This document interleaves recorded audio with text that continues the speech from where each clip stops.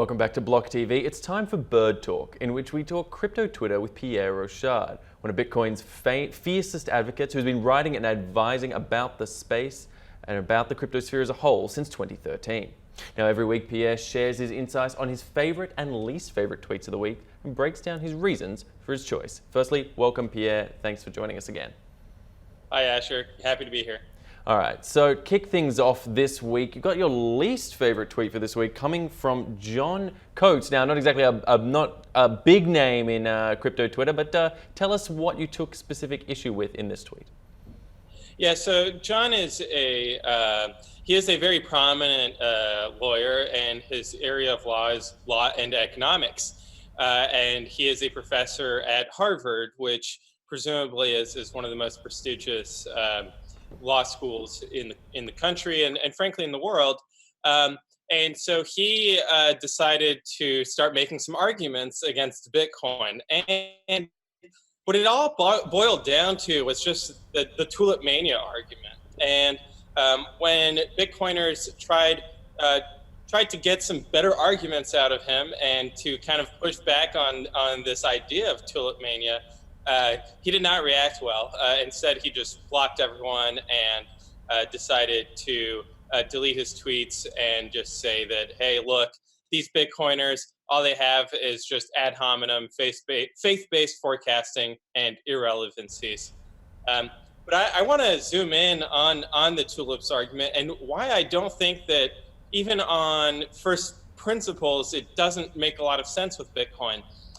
Tulip mania, if it happened, and there's actually debate among historians about the exact facts of the matter, but it really only happened once, which is that there was, and this is common in a lot of other manias as well, where there's one big bull cycle, and then the price of the underlying asset mean reverts back down to what it was before the mania. Now, just to pause you there, Pierre, just for our fans and viewers who don't know what tulip mania was, just to clarify, that was the Dutch tulip craze of the 1600s that caused a great bubble in the price of tulips there in the Dutch provinces, and then inevitably burst and sent the market crashing. But please continue, just so we were all going off the same page. That's exactly right. And so with Bitcoin, we kind of have a different situation, which is that we've seen Bitcoin go through several different cycles.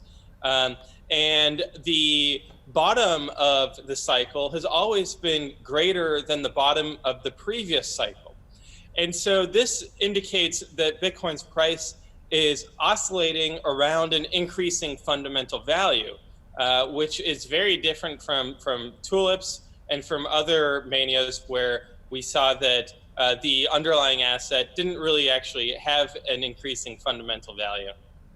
Yeah, I suppose also as well to play further into that argument, there's the argument that comes out from a lot of analysts that point out that if you look on a logarithmic scale, there has been a consistent growth that we've seen repeating and following this pattern after the halving event or around the halving events we've seen in Bitcoin again and again and again. As you say, not so indicative of that one and done tulip craze that so many like to compare Bitcoin to. That's right. And I think that once someone gives up the tulips argument, then they have to discuss Bitcoin's fundamentals. Because frankly, perhaps it is the case that Bitcoin has a ceiling in terms of adoption.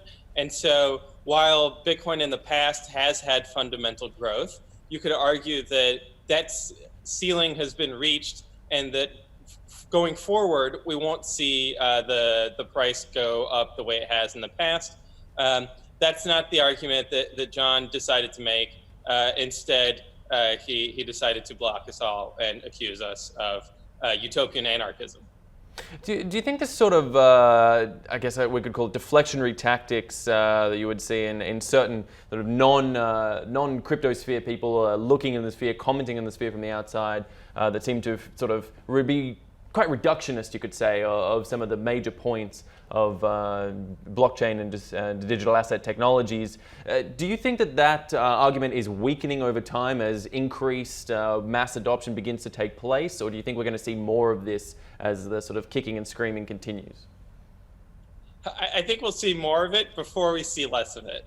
And we have seen it, for years now.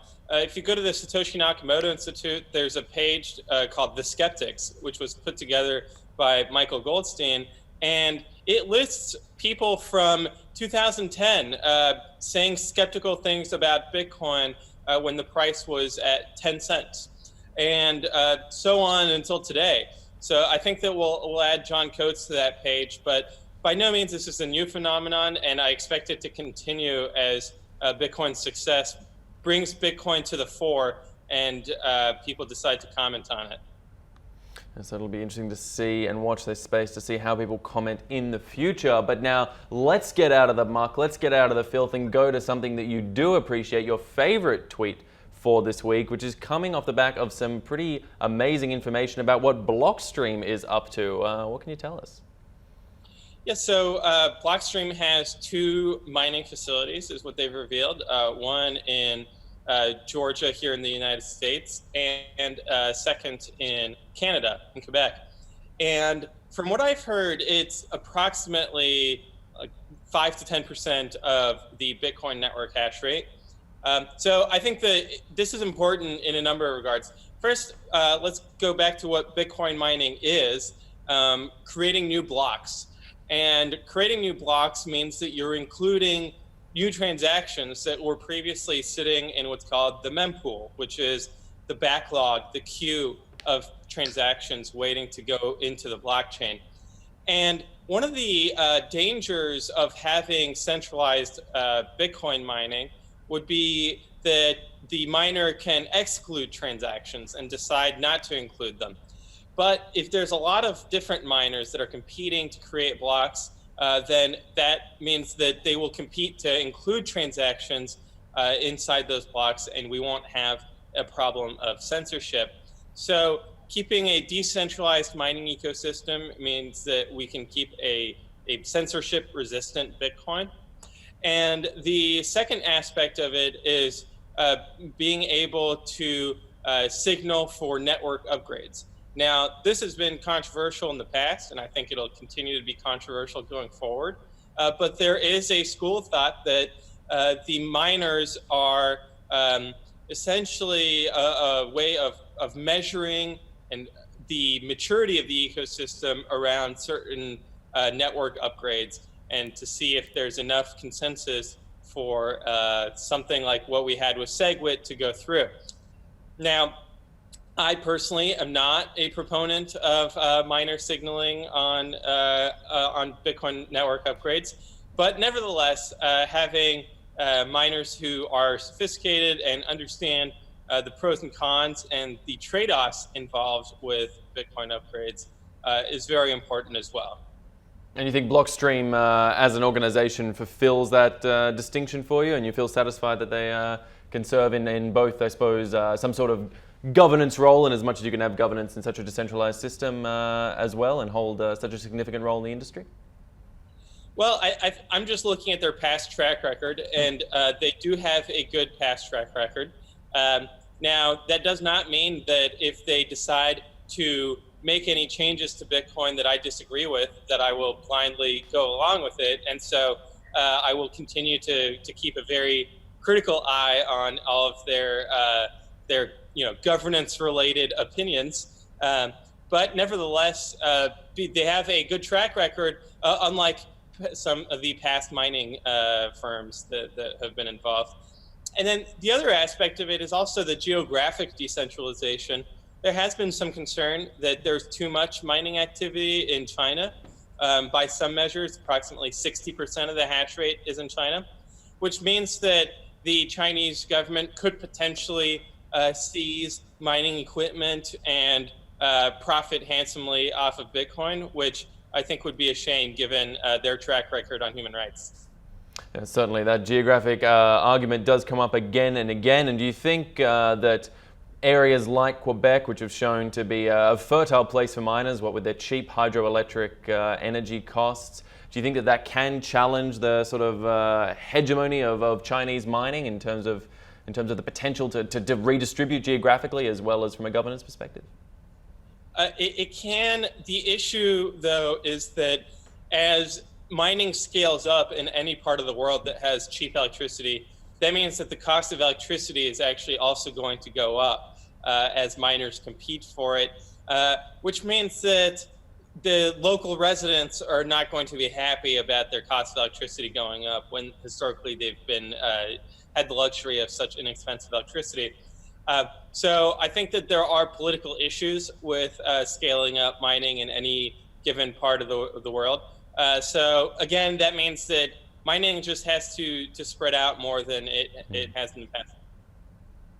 Yeah, certainly that does seem to be a good argument for the case that perhaps we should just distribute equally and evenly around the globe, find those cheap electricity pools and all tap into them so we're not draining any one particular resource too much. Well, that has it though. Pierre Rochard, I want to thank you for showing us your favorite and least favorite tweets from this week's Bird Talk. Plenty to talk about, and I'm sure there'll be plenty still to come. We'll see you next week, Pierre, and in the meantime, stay with us at blocktv.com.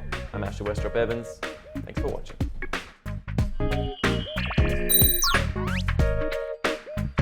For more news and updates, follow us on Twitter.